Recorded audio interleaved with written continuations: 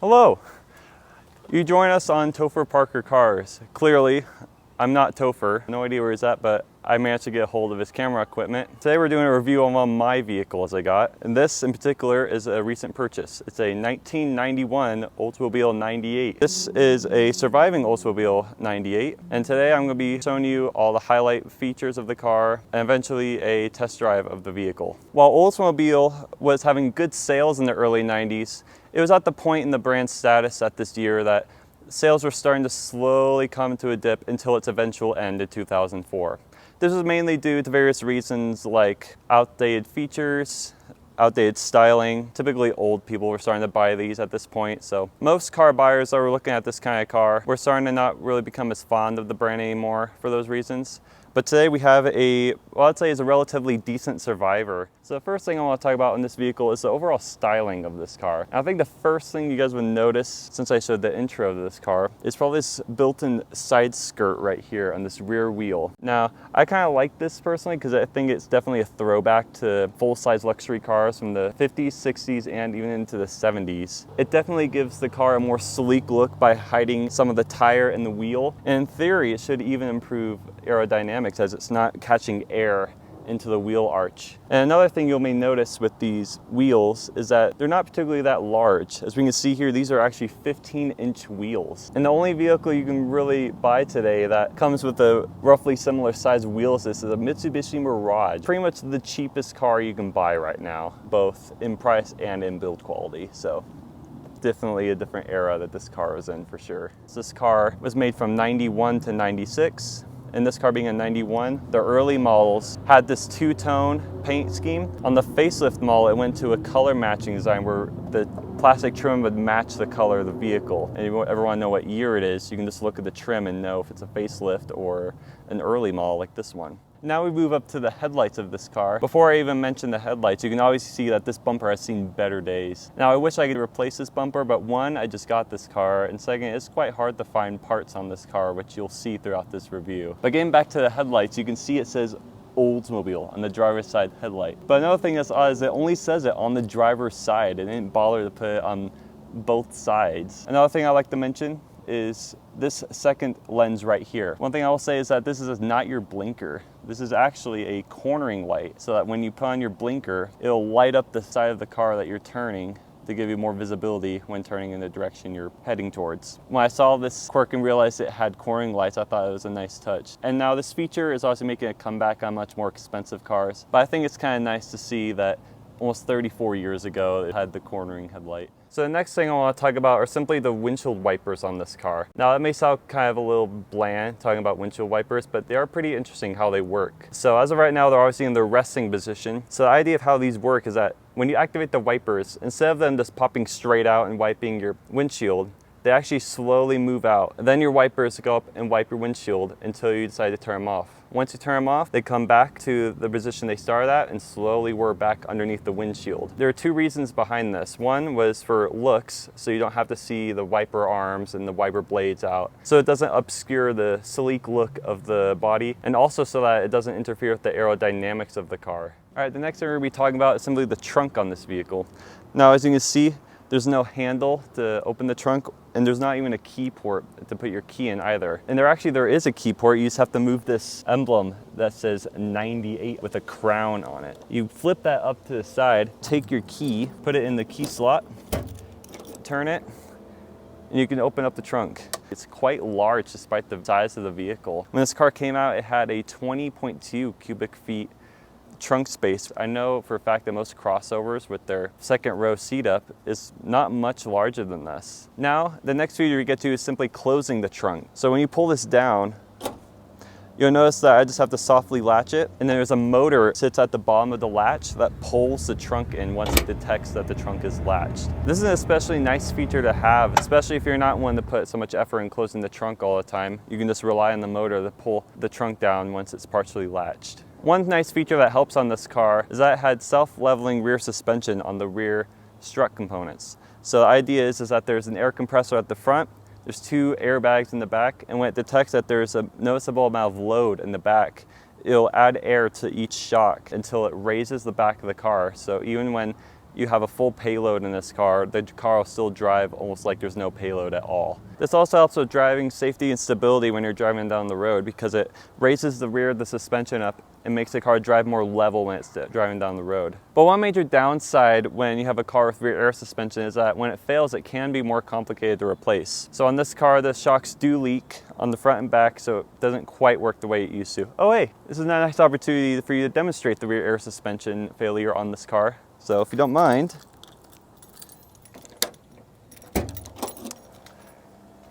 feel free to get inside the trunk if you don't mind demonstrating. That'd be great.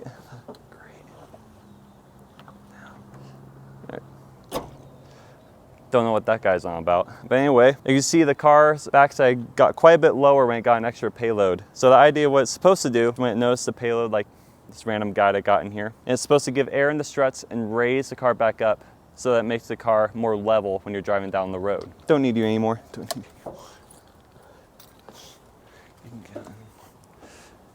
So that's the idea of it. Hopefully I get the air shocks fixed soon, because I really think that's a cool feature to have, especially on a sedan. Now we get to the interior of the car, and the first thing you'll notice as I get in here is simply how blue it is in here. Now I don't mean this car was opted with blue, made some of the trim blue and made the rest like black or gray. I mean everything is blue, including the pillars, the headliner, steering wheel, dash. Most of the door panel, all is blue. And I love that when I get into this car. And while some cars today are starting to make a comeback on color matching interiors, it's usually on much higher in the luxury brands they have to pay a hefty price for. This car was made by General Motors in 1991. Now if you were to try to go into a General Motors showroom today and try to ask for a blue interior, they'd probably go look at you like you're crazy. But back in 91, having a blue interior or any major color matching interior was kind of normal when this car came out. So the next thing I'm going to be talking about is this dash and seat arrangement.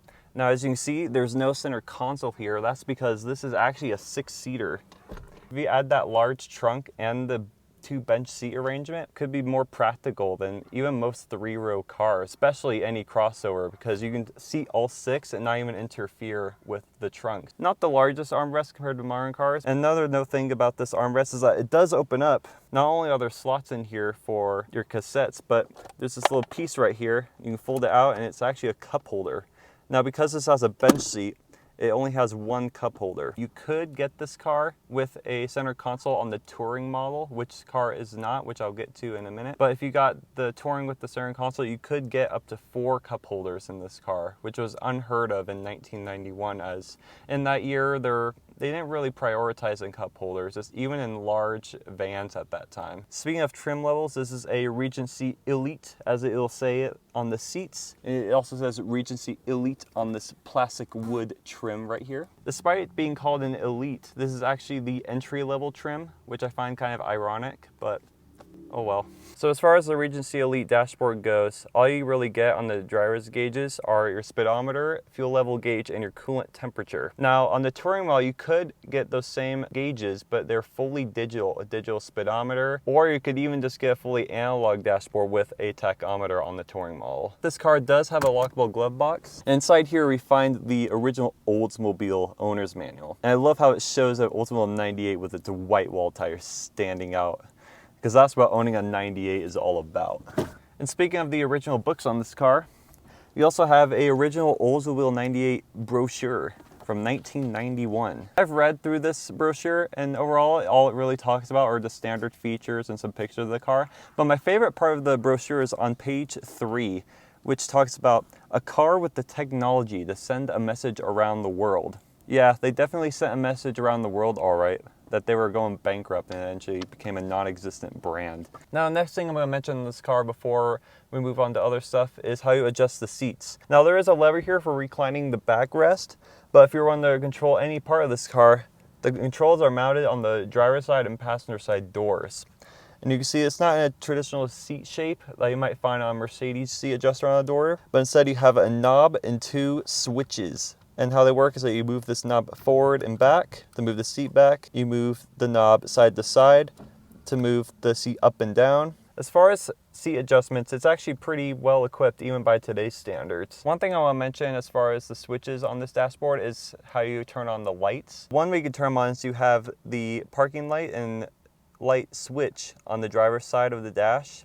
That's just a switch that you can just turn on manually.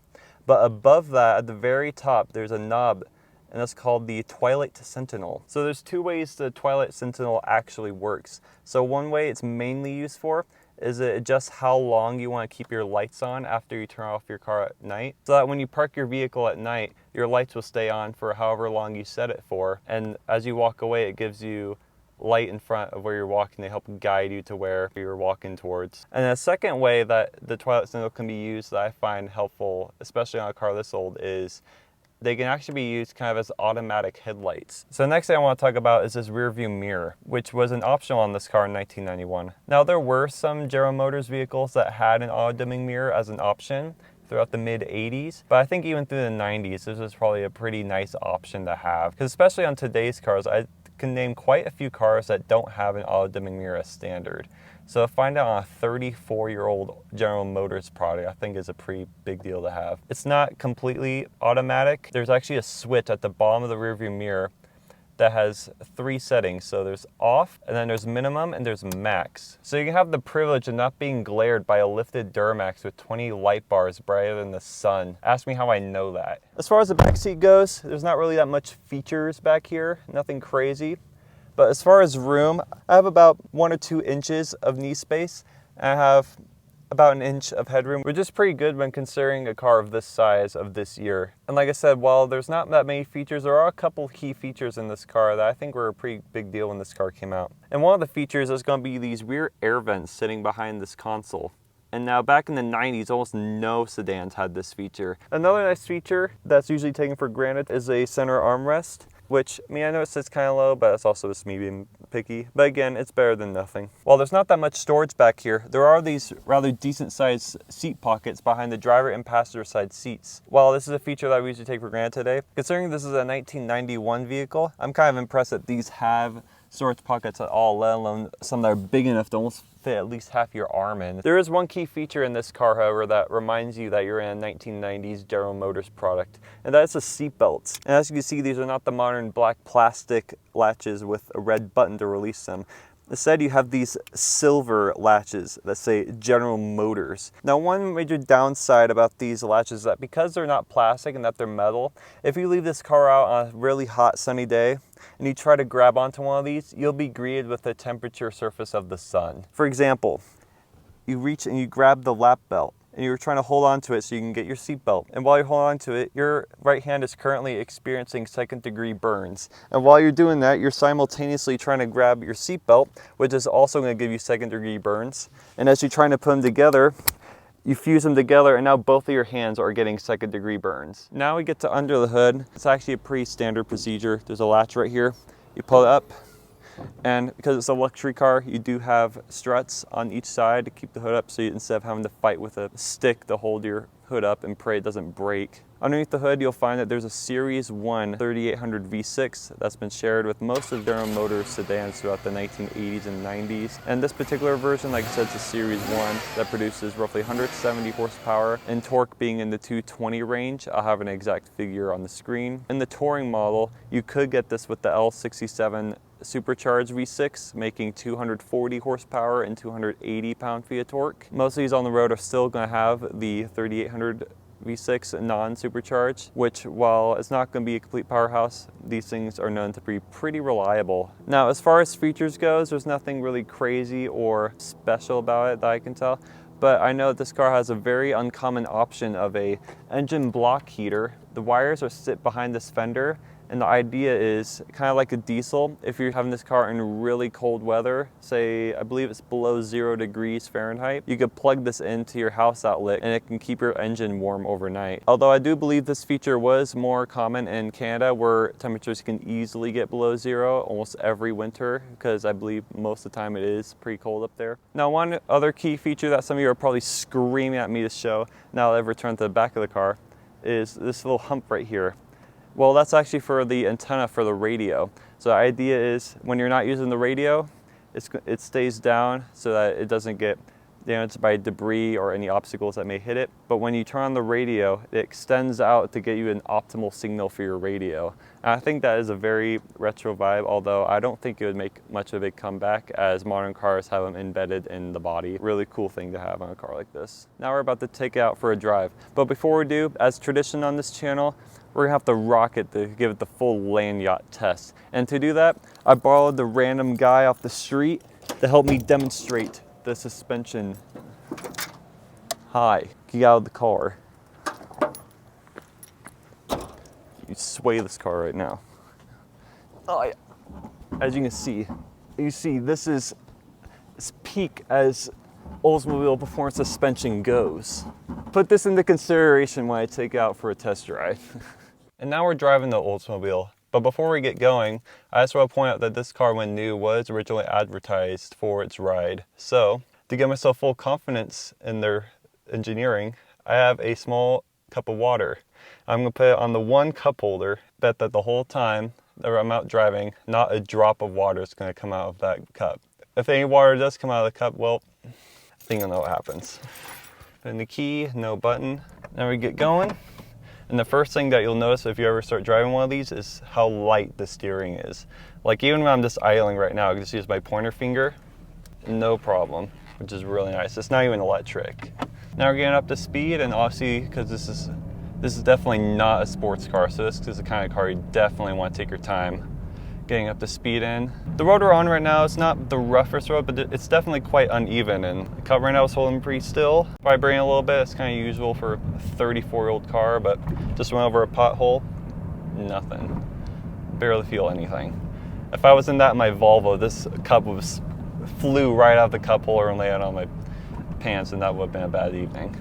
Then obviously we're taking some light turns, and there's a significant amount of body roll, like I said. This car is not focused on sporty driving style where you take a turn, you want to take it as fast as possible. With sports cars, you typically have really firm suspension, which gives it a very harsh ride. But because this car was made when there was no real intention on making a sporty luxury sedan, the suspension's really soft, and what that gives you is a super smooth ride. Get this car up to speed out of this turn, and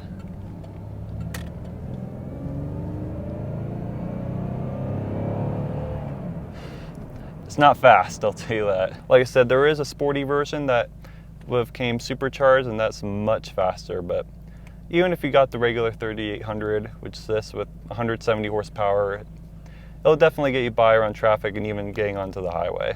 And then as we're up to speed, I will say that there is a little bit of road noise, but that also has to do with these door seals being torn, so it's probably letting some road noise in, but it's not atrocious.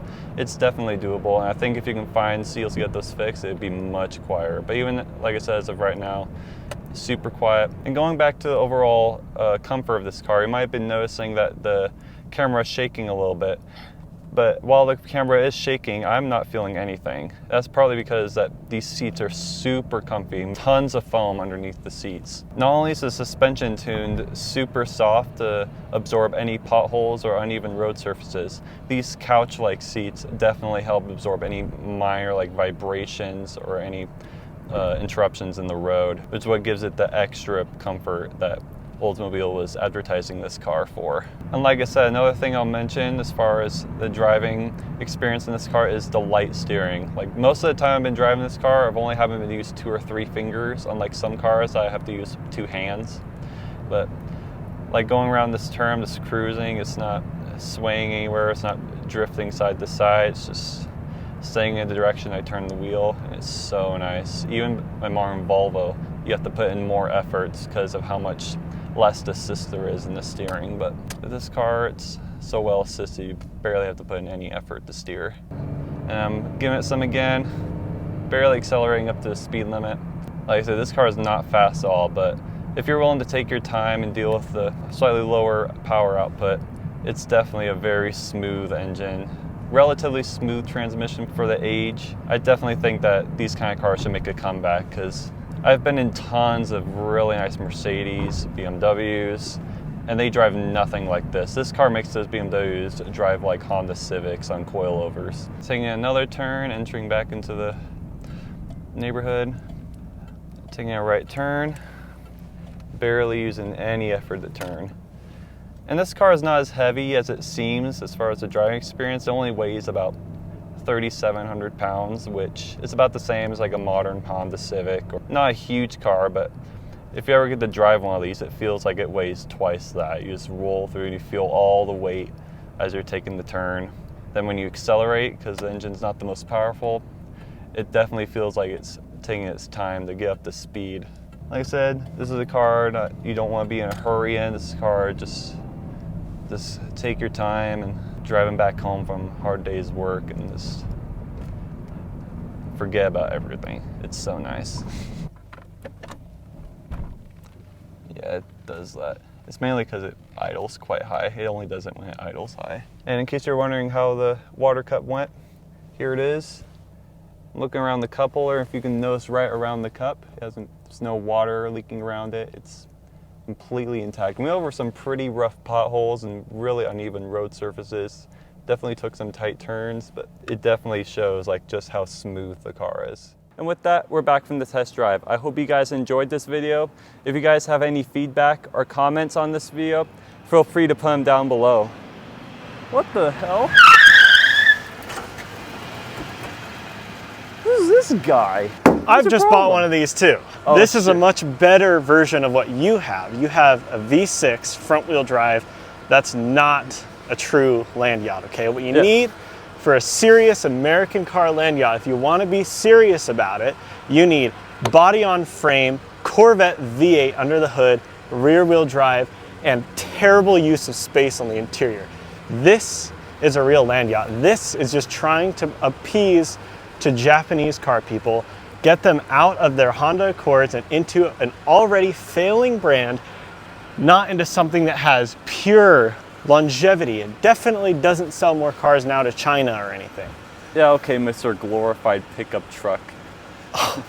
Comparison video will be coming up soon on these two cars. Stay tuned for that. For now, like, subscribe, do all the normal YouTube stuff, and we'll see you guys in the next one. Yeah, bye-bye. What he said.